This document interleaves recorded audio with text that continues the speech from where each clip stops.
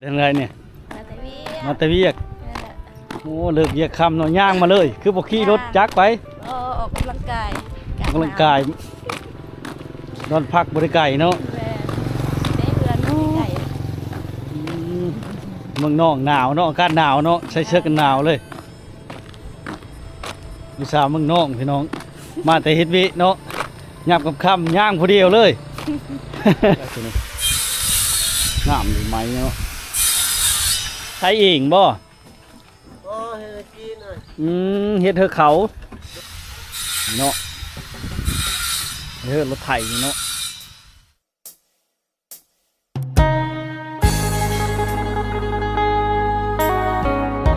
สวัสดีน้องมงปลายทุกคนเนาะพอกับ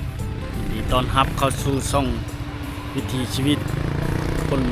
ไทยบ้านคือเก่าเนาะในการหนาวที่เมืองนอกเนี่ยหนาวน้องทุกคนเนาะอากาศจะหนาวทุกคนเนาะชี้แยกที่ตลาดเมืองนอกเนาะอากาศหนาวแห้งเนาะเนี่ยพาไปชมวิถีชีวิตคนไทยบ้านเนาะมาส้นเขตนี้ในส่วนหลายเขาปลูกมันต้นปลูกแขมเนาะหลักมันต้นเราทุกคนเนาะน้องก็เป็นเมืองนึงเนาะที่มีความอุดมสมบูรณ์ไปตามธรรมชาติพี่น้องชนยางโบงเนาะคนใต้ยางโบงเนาะในเข้มทางเลยทุกคนเลยขายเฮอร์เวทเนาะเนาะขายเฮอร์เวทเลยทุกคนเลยมันอากาศหนาวๆเนาะยังค่ำแต่ก็ยังเป็นวิถีชีวิตแบบเรียบง่ายแบบชนบทเนาะมาพักมาตอนพี่น้องคือเก่าเนาะแถวใกล้เมืองนอกนี่ก็ได้ทุกคนเลยกองพื้นโชลายก็เวลาเขานั้นยางโบกเนาะเขาเลาะเปิดมันแล้วก็เอามาไว้ดังไพ่เอาไว้ดังพื้นดังไพ่นะทุกคนนะมันเป็นวิธีแบบชาวบ้านเนาะพื้นก็มาแต่ให้เนาะแก้มาแต่ให้เลยทุกคนเลยเฮ็ดไปเนาะ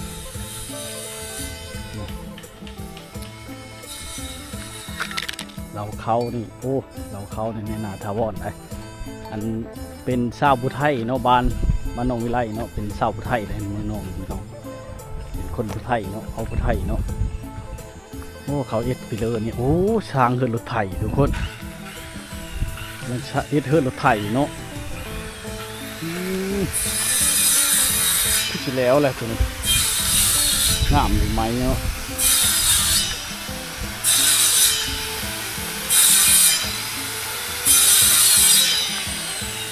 ไอ้เธอเราไทยบ่งามเลยเนาะเฮ็ดแล้วเลยตัวนี้นะเรียบร้อยทุกคนมันงามเนาะ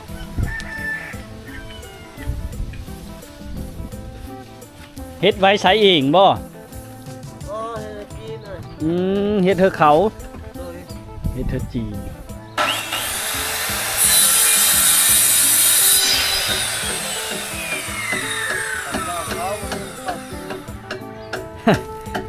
พอได้ซื้อเข้าเนาะมันหนาวทุกคนจะได้ฟีไพ่ไปนำเนาะเวลาเวทงานกับเมืองนอกในหนาวเด้หนาวไปดีโอ้เฮ็ดชงจีนชงเวียดชงจีนเลย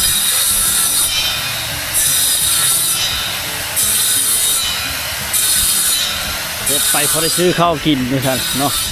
เพราะว่าเมืองนอกนี่มันน้ำบอกให้อั้งเลยทุกคนเลย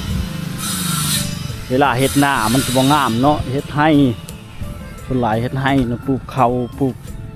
แขมหรือปลูกมันต้นเนาะนี่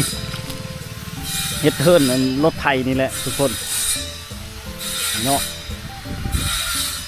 รถไถเนาะ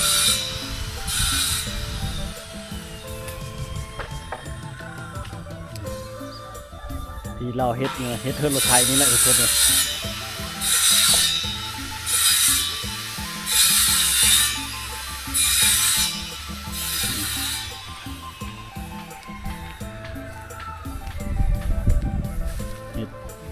ไปประจำเนาะเฮ็ดชงเขา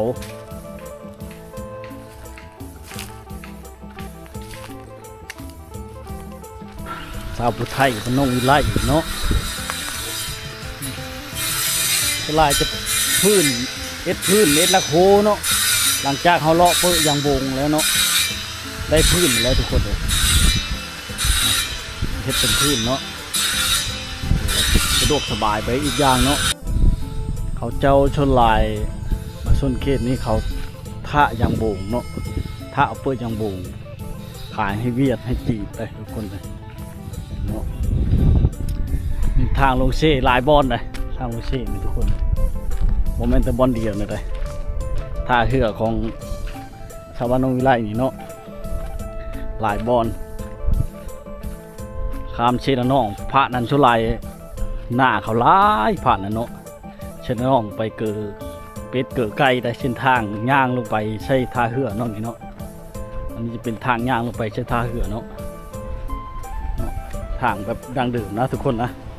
แต่ก็หลายบอลเนาะหลายมองหลายบอลเนาะลมมันแห้งหลายทุกคนเลย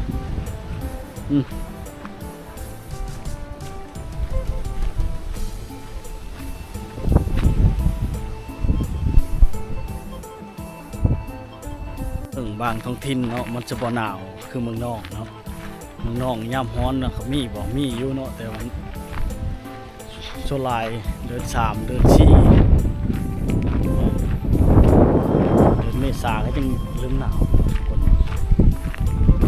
ที่จะพึ่งเนาะเขาสะสมพื้นไว้หลายเนาะเพราะว่าเอาไว้ดังในยามหนาวได้คนเลย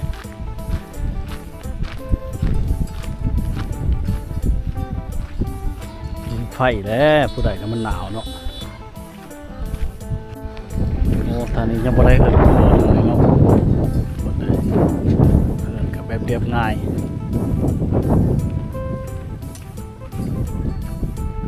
โอ้สบายดีได้นึ่งข้าวบ่นี่โอ้ลมแห้งเลยเนาะยะเลยเนาะนึ่งข้าวก็ลมแห้งอีหลีพัดไปบ่อยมันไม่ได้คนไทยแต่ว่ายังบ่ได้เฮิรนไผ่ ไม่ได้คนไทย โอ้กำลังเริ่มสิช้างใหม่เนาะอดีตอะลงมาเลยเก่าเลยเนาะทานน้ำเบิ่งว่าอดีตได้ยังบ้านยังเบิ่งได้ยังนอนนี่ก็ไม่ได้แล้วคนนอนแม่ก็ไม่ได้ไม่พ่อตายโดยอยู่น้ำหลานบ่ผู้น้อยที่หลานนะผู้น้อยบ่หลานบ่หลานไปโรงเรียนมาแล้วเลยไปโรงเรียนไปโรงเรียนมาแล้วโอ้ยหนาวเนาะหลานผู้น้อยไปพ่อแม่มือบ้านเขาหลังเขาอยู่บ้านอะไรไปไม่ใช่คุณบ่จอบพอเท่าไม่เท่าไทยเบิ่งแมงตาเขาไม่หินหุ่งคนนี้เริ่มใบนุ่งเลยเนาะมันยังเห่าเก็บแอะยังเห่าคุณน้อยนะโอ้มึงละกินชาตายโอ้ยชูไปแล้วยูลูกหลานเนาะยุ่งลูกหลานหรอเป็นไม่ได้ลูกเขาก็มีเอาพ่อเขาไม่มีลูกมีเต้าเด็กก็ได้พ่อก็ได้ยูน้ำหลานเนาะจะค้นหลานน่ะหลานจะค้นที่คนผู้หญิงยุ่งผู้ชายผู้แล้วนี่ร้านผู้ชายร้านลูกอ้ายอยู่น้ำหลานผู้ชายผู้นึงเนาะได้ไทยบ้านไทยเมืองมาปลูกชอยเนาะเฮิร์นก็ได้ได้บ้านเมืองปลูกชอยได้เฮิร์นโค้มีจะได้ลงร้าน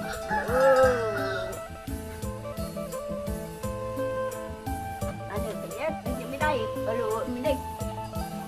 ม่ได้เงินนี่แหละก็ได้มีก็แย่ไม่ได้เงินชื่อที่ชื่อแป้งกูอีกมันสิฮักเด้นี่อย่าฮักไม่ได้นะร้อยระวังอย่ามันเตะตกถืออะไรเจ้าตัวนี้บ่มีฉันนี่นะมุ้ยผู้มางฉันเนาะไม่ตู้เนาะมาตลอดจะมาตลอดพุ่นอัจฉพรบ่อัจฉพรพุ่นโดยย่างนั้นมันหนาวเลยได้ย่างมันชื่อ หนาวลีอยู่เมืองนอกนี่ เอาก็มาหดเดี๋ยวนี้ บางค่ำนี่แหละเลิกเวยเลิกงานเลยก็ย่างรอลิ้น เออ ชื่อนี่เลิกไม่เท่านะ อ่ะ ไม่เท่าชื่อนี่เลิก ที่มืดน้ำจะบ่ผา บ่ผา บ่ผาเดี๋ยวอะห้องธรรมดาจะบ้าชื่อก็ได้ โดย เออ หนึ่งเข้าเนาะ เออ น้ำมันหนาวเข้าผมมีแนวคังโอ้ยากเลยล่มร่องเลยล่มร่วงเลย อาจจะพอนะ เด้อฮะ ว่าลูกบัวตะเลงนี่แหละ บ่อยู่พี่แหล้วเฮ็ดงานอยู่เมืองนอกนี้ เห็นงานที่มึงน้องนี่ โดย เขาก็หมาบยามเหินบยามบ้าน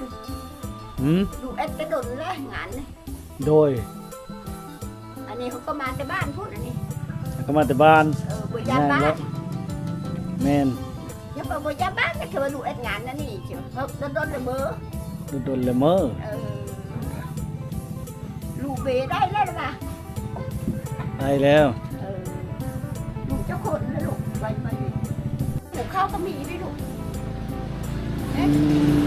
พูดเลยลูกข้าวก็มีนะหมักผู้ชายก็เอาผู้ชายหมักผู้หญิงเอาผู้หญิงพูดได้อยู่บ้านหัวชานพูด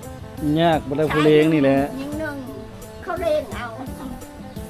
พอผู้เล่นก็ตายแล้วพอผู้เล่นก็ยังแต่แม่มันก็กินแหงลูกผู้เล่นนั่นแหละผู้ชายผู้ลูกผู้หญิงผู้นึง ถ้าเป็นความลำบากของเพิ่นเนาะ แม่กระแดง แม่ แม่ไม้ ไม่ไม่ อยู่น้ำหลาน ดุมลาน หลานไปเชื่อไปอันให้บ่ ร้านนั้น โดย ไปหูเห็นผู้หนึ่งเอาพ่อก็แล้วไอ้ดาววาชื่นผู้ไอ้กบเอาพ่อเราถึงเอาอยู่ หลานลูกเอ้ยบ่หรือลูกน้องเจ้า อะ หลานน่ะลูกเอ้ยบ่หรือลูกน้อง ร้านลูกอันนั้นลูกอ้าย ลูกอาย ร้านลูกอ้ายคนนี้อ้ายขี้น้ำใช้ ได้ เร็ว ยังหลานแล้วเนาะบ่ได้อยู่นำเนาะ พ่อเราตายแล้วอยู่ร้านเดี๋ยวนี้คอย โดยชูชนไปแล้วแม่ พ่อ เอา เราก็ตายพ่อเขาก็ตายพ่อเขาก็ตาย โดย ตายอยู่นั่นนี่แล้ว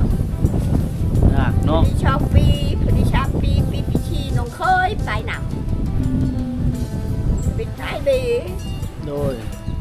โอ้ย มันหนาวเนาะได้พิงไพ่อยู่แหละ หนาวเลย มันก็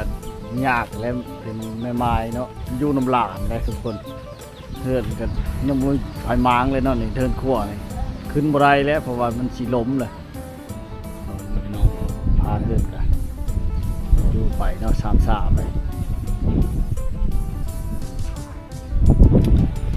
ขอบใจได้ลายไม่ตู้เอ้ย ใจเอ้ย ไปน้องดิดเนาะไก่เซ่ได้แถวนี้เลยไก่เซ่เซ่ละนอกอะไรเนี่ยมาแต่เวียกโอ้เลิกเวียกคำเนาะย่างมาเลย คือบอกขี่รถจักรไป ออกกำลังกาย ออกกำลังกายนอนพักบริไก่เนาะ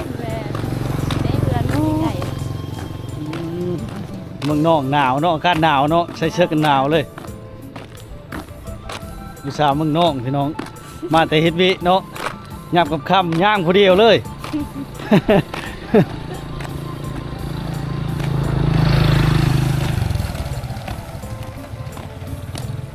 ทางอย่างนี่ก็จะบ่ได้หมดเนาะยังบ่ได้หมดมีแต่เป็นซ่านเมืองเนาะสาวที่จะ ว้ายจะดาวนี่ สาวมาแต่ใส่เด้เนาะได้เฮิดก่อน เพื่อนตัวอะไรบ้างวะ ย่างเมืองเลิกเดเวเนาะสาวก็ได้